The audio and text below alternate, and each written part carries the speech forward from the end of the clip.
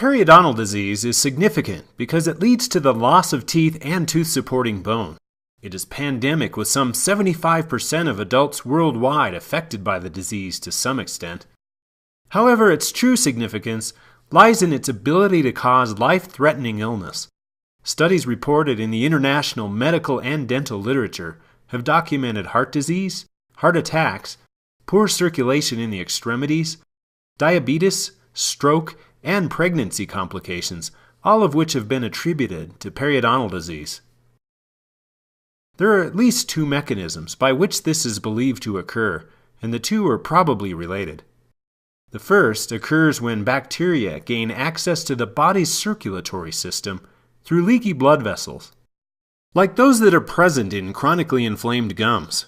Certain species of bacteria have been shown to cause formation of branched proteins in blood vessel walls, which may trap fatty plaques and clot-producing cells known as platelets.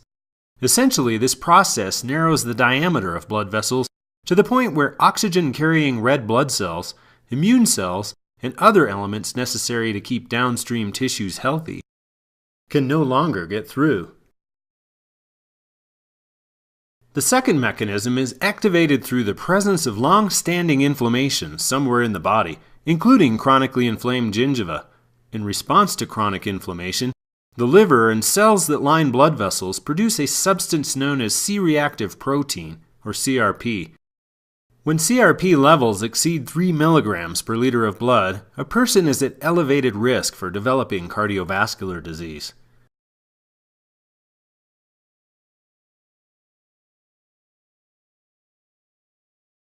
This is because C-reactive protein promotes blood clot formation, instability of fatty plaques in the arteries, which may break free and travel through the circulation to the heart or brain, and swelling of blood vessel walls, all of which reduces the flow of blood through the vessels.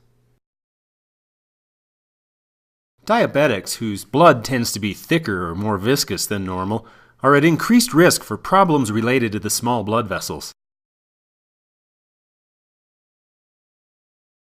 Elements in cigarette smoke also cause a narrowing of the small blood vessels.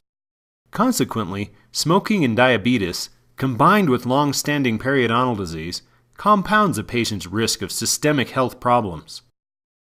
If you've been diagnosed with periodontal disease, it's important to have it treated and monitored for signs of progression to minimize your risk factors for life-threatening illness. It's no exaggeration to say that making a priority of good oral health may well save your life.